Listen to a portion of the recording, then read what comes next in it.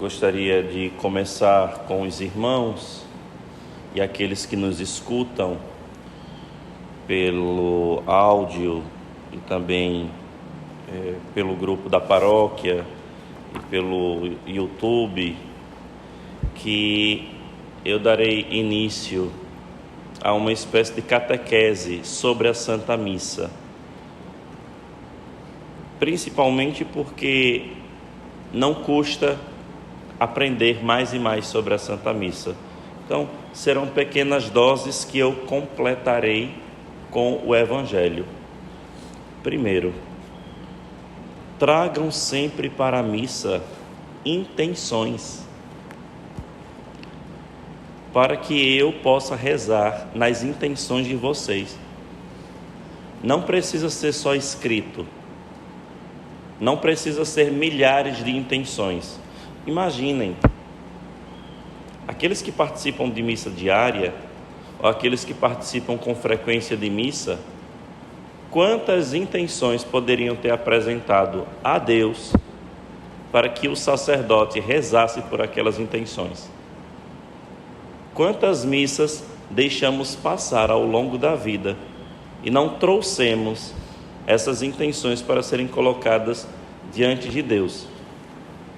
Então, quais são essas intenções? De maneira especial, aquelas que mais lhe afligem. Amigos que precisam de conversão, familiares que precisam voltar para a igreja, pessoas que estão desempregadas, pessoas que necessitam passar em um concurso. Uma das nossas obrigações é rezar pelas intenções dos outros. Quando vocês vão a um padre, às vezes vocês dizem assim: padre, reza por mim, reza por fulano, reza por tal intenção. Mas isso aqui não pode ser uma oração momentânea, tem que ser uma oração diária, constante. Então comecem a trazer as intenções. E onde é que as intenções são colocadas? Elas são colocadas de maneira especial em dois momentos, ou três momentos. Primeiro, na introdução da missa. Quando os fiéis, eles, após a saudação inicial, respondem: bendito seja Deus que nos reuniu no amor de Cristo, ali o padre vai colocar as intenções. Esta missa será rezada nesta intenção. Depois, no próprio oremos. Lembram que o padre diz no início da missa: oremos? Ali é para você colocar as intenções. É por isso que nós devemos fazer um instante de silêncio. Aquele instante de silêncio que eu faço ali é para que você coloque a sua intenção. Se ela não foi mencionada, como eu disse, não é obrigatório.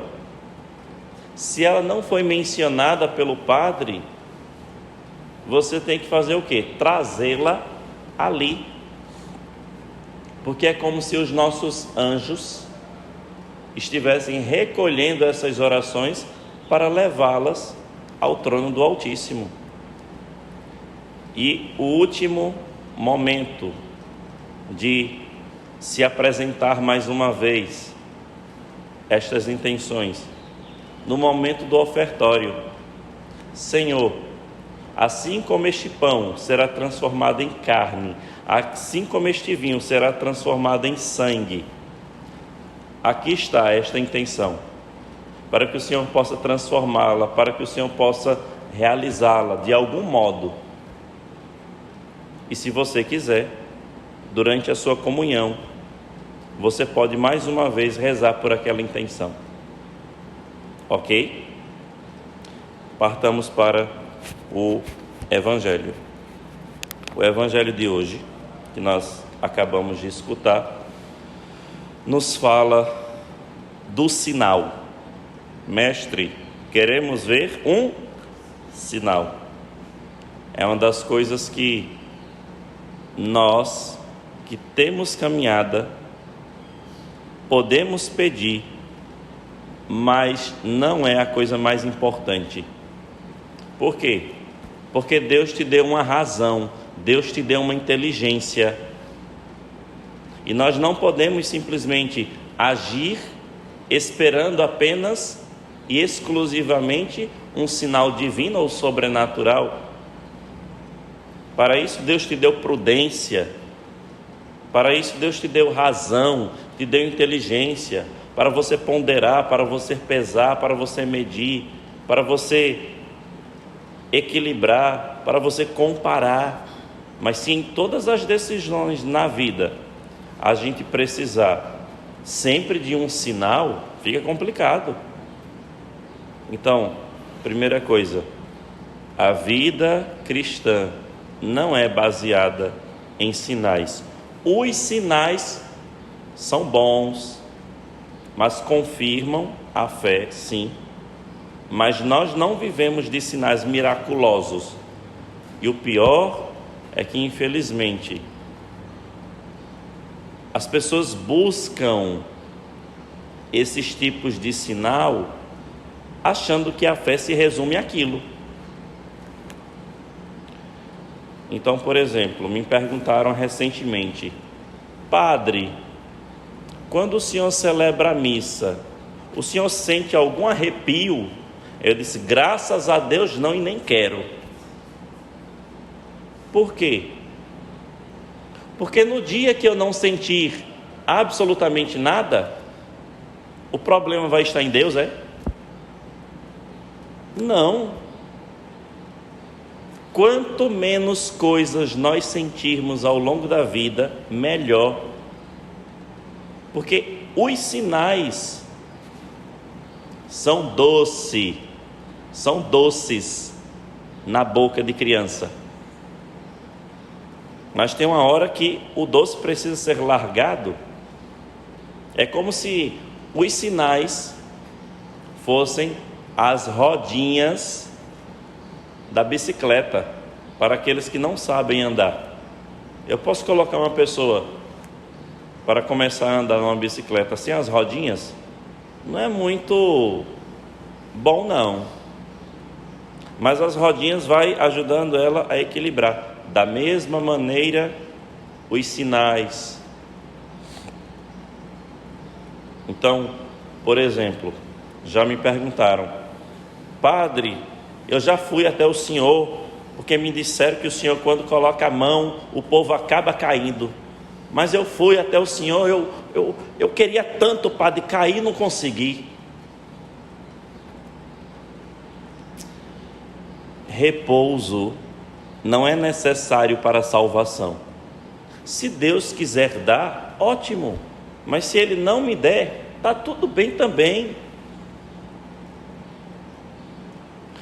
O nosso povo, infelizmente,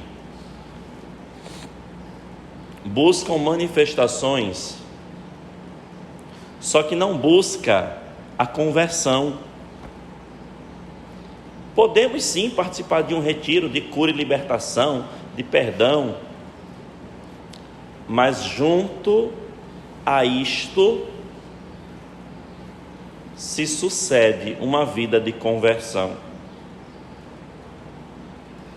Jesus nos diz: no dia do juízo, os habitantes de Nínive se levantarão contra essa geração e a condenarão, porque se converteram diante da pregação de Jonas. Dois povos pagãos, Nínive e a rainha do sul, viram e se converteram. O problema é que o povo vê sinal, vê milagre, vê prodígio e não se converte. Vou dar um exemplo para ser bem concreto. Anunciem que vai ter uma semana de cerco de Jericó, quebra de maldições. Anunciem que vai ter uma semana de cura e libertação. Anunciem que vai ter uma semana ungida na presença do Senhor. Anunciem que vai ter uma pessoa que vai trazer, sei lá, manifestações extraordinárias, porque ele é um homem muito ungido. E anunciem que vai ter uma missa no mesmo horário,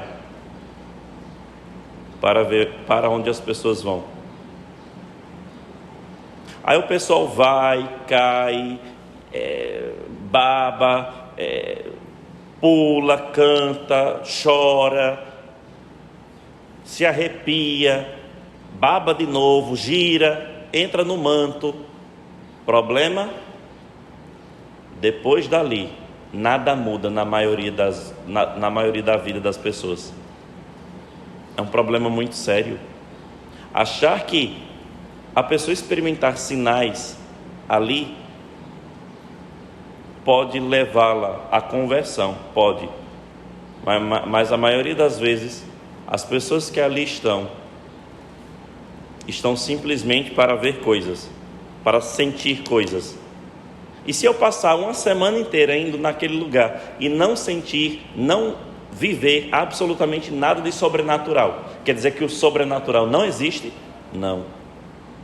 Quer dizer que o sobrenatural existe, mas não está à minha disposição quando eu quero, ao meu bem-querer, ao meu bel prazer.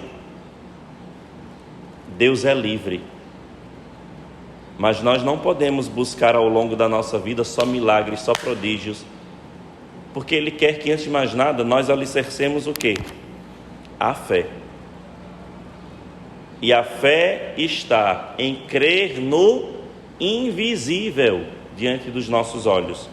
Como dizia Exupéry, o invisível é essencial aos nossos olhos. É por isso que nós procuramos participar da missa pela manhã, porque o invisível está diante de uma hóstia consagrada, que eu olho e digo, é o corpo e sangue de Cristo diante de mim.